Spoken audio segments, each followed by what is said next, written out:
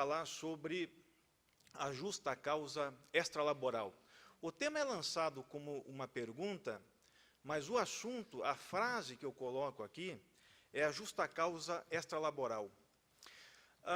Não vim trazer verdades absolutas, nem fincar argumentos irresistíveis. Eu vim discutir aqui possibilidades. Eu vim argumentar a possibilidade do empregado ser dispensado por justa causa, mesmo em ato desvinculado do ambiente de trabalho, mesmo fora do percurso para o trabalho ou do trabalho. Vim argumentar também que o empregado que comete uma justa causa fora do ambiente de trabalho não está cometendo necessariamente uma justa causa extracontratual. Então, a mácula ao contrato de trabalho pode acontecer mesmo fora do ambiente. É por isso que extralaboral pontuo bem aqui como fora do ambiente e não fora do contrato. Mas, Fará, vem cá.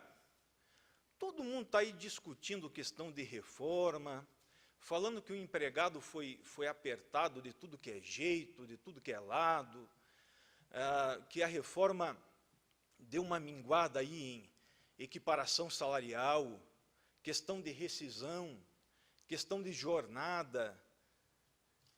E você vem trazer mais uma forma de apertar esse empregado ainda mais, de espremer ainda mais. Na verdade, a ideia aqui é usar a questão da justa causa como um ícone, como uma alegoria.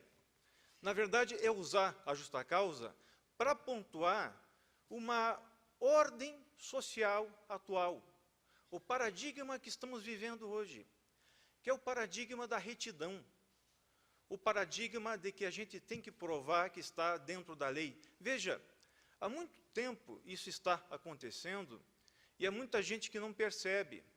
A gente não são os outros que têm que provar que algo que a gente faz é contra a lei, a presunção de inocência, vamos colocar assim. É a gente que tem que provar que está agindo com a retidão, trazendo, então, emprestando do direito penal, não é a prova a exceção do direito, mas provar que a gente está conforme o direito. A gente é cobrado o tempo todo e a todo momento, todos nós, empregados, empregadores, servidores públicos, profissionais liberais, autônomos de toda forma, somos cobrados o tempo todo. Nós temos, em várias hipóteses, que fazer prova de antecedentes criminais. Nós temos que fazer prova, os empregadores têm que fazer prova da certidão negativa de débito trabalhista. Temos que fazer prova, políticos têm que fazer prova de ficha limpa, teoricamente. Tá? Então, você tem essas questões aí o tempo todo sendo cobradas de nós. Temos que provar que estamos dentro da licitude, que agimos conforme a lei. Podemos simbolizar isso numa lei do governo Dilma, lá de 2013, a lei do compliance. A lei do compliance simboliza tudo isso que eu disse. Na verdade, a ideia aqui é a lei da anticorrupção. O empregador, para contatar com a administração pública, tem que provar que está nos conformes da lei. Mas, mais amplo que a anticorrupção é entendermos que temos que agir dentro dos limites. É muito difícil hoje a gente fugir da lei, a gente fugir do que está protegido por lei. Se a gente pensar nos direitos extrapatrimoniais trazidos com a reforma, lá no artigo 223A e seguintes da CLT, a gente vê toda essa proteção lá. Ora para a pessoa jurídica, no 223C, ora ora a pessoa física, 223C, ora pessoa jurídica, 223D. Então, você vê proteção à intimidade, à vida privada, à sexualidade, ao nome, à marca, à imagem, tudo isso está previsto lá. Então,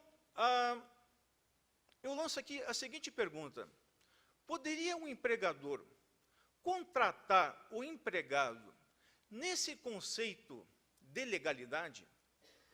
Poderia o empregador admitir ou manter o contrato de trabalho de um empregado conforme esse conceito de legalidade? A resposta aqui é sim. Na verdade, hoje, em larga escala, o empregador pode pedir os antecedentes criminais também do empregado. O professor Dalegrave disse aqui, e trouxe uma jurisprudência, sobre a possibilidade de pedir antecedentes criminais para operador de telemarketing, porque lida com situações sigilosas.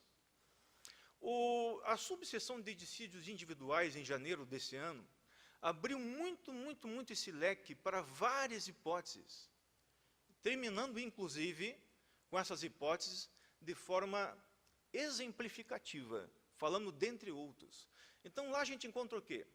Lá a gente encontra trabalho doméstico, pode pedir antecedentes criminais, trabalho de care, os cuidadores, home care, baby care, então criança, idoso, deficiente, trabalho com produtos pérfuros, materiais pérfuros cortantes, motoristas de carga,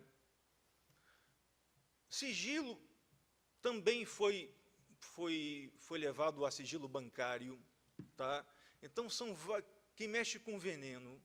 Então, são várias as possibilidades hoje de você exigir o antecedente criminal, porque, na verdade, quando a gente fala de justa causa, a gente está lidando com a quebra de confiança. Para você estabelecer um vínculo de emprego, deve existir um mínimo de confiança entre empregado e empregador. Se você tem uma confiança a mais, que é o cargo de fidúcia, que é o cargo de gerência, que pode ser depositado nesse empregado, você tem um mínimo para a manutenção desse emprego. Quando há a quebra dessa confiança, não há mais como manter o contrato de trabalho. E isso não falo só de justa causa, falo também da rescisão indireta. Por uma questão exemplificativa, como eu disse, icônica, eu optei por focar aqui na justa causa. Mas todos os argumentos que eu trouxe e vou trazer, poderia relevar também, sem dúvida nenhuma, para a rescisão indireta. Tá? Então, o empregado que perde a confiança do empregador de forma extralaboral. Só como exemplo, tá? Só como exemplo, o empregador foi envolvido em uma situação da operação carne fraca. O empregado não tinha nada a ver com isso, era um empregado bom, com boas referências, e daí vai ser manchado no mercado, vai ser manchado para conseguir um novo emprego, porque o nome ficou vinculado àquele empregador que foi citado naquela operação.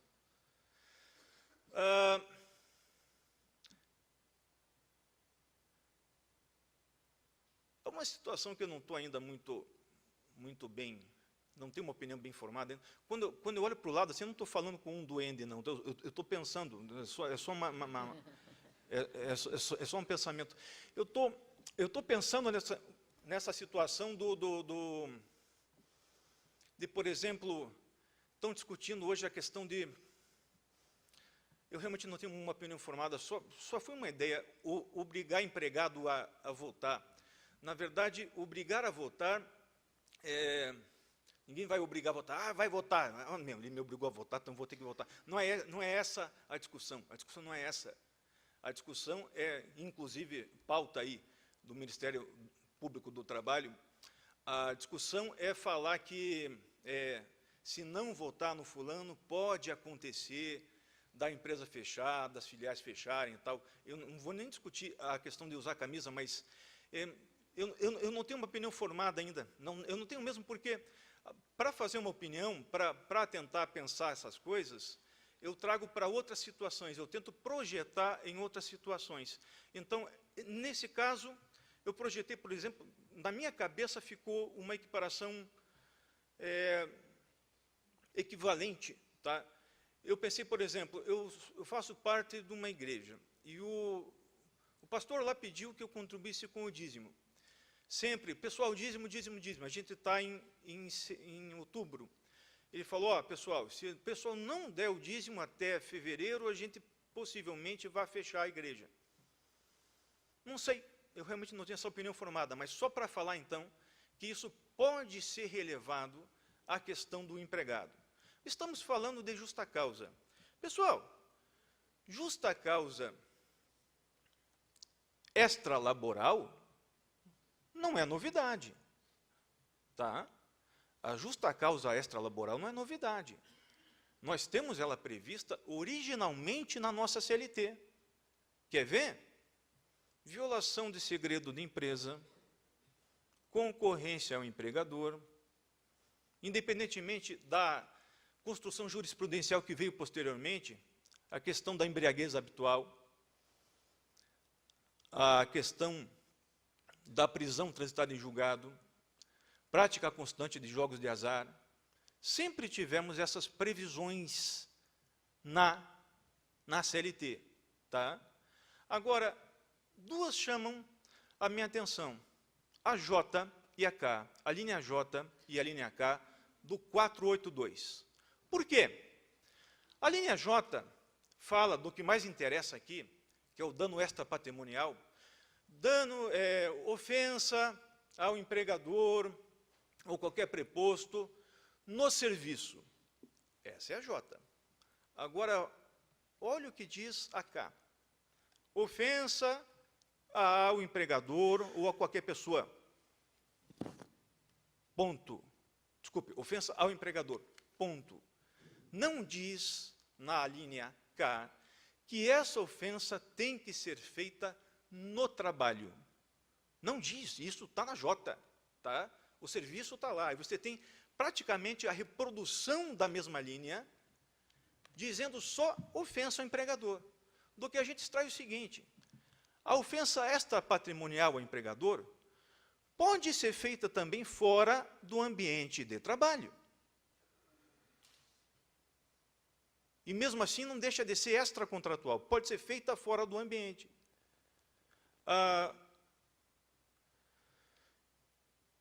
O empregador pode ter a sua ofensa extrapatrimonial em três aspectos principais: em seu nome, em sua imagem e em sua marca, como está no 223D. Imagem, nome e marca. Lá também fala a questão de segredo e mais umas duas lá. Mas essas são as principais aqui na nossa fala: imagem, nome e marca. O que significa dizer que uma ofensa à imagem, o nome e a marca do empregador pode ser feita fora do ambiente. E ele vai ter que responder do mesmo jeito. Ele vai ter que se justificar do mesmo jeito. Porque nós temos, quando a gente fala de direito do trabalho, nas cláusulas contratuais implícitas, além de nome, imagem e marca, que tem que ser preservado, temos questão de zelo, questão de integridade física do empregado, questão de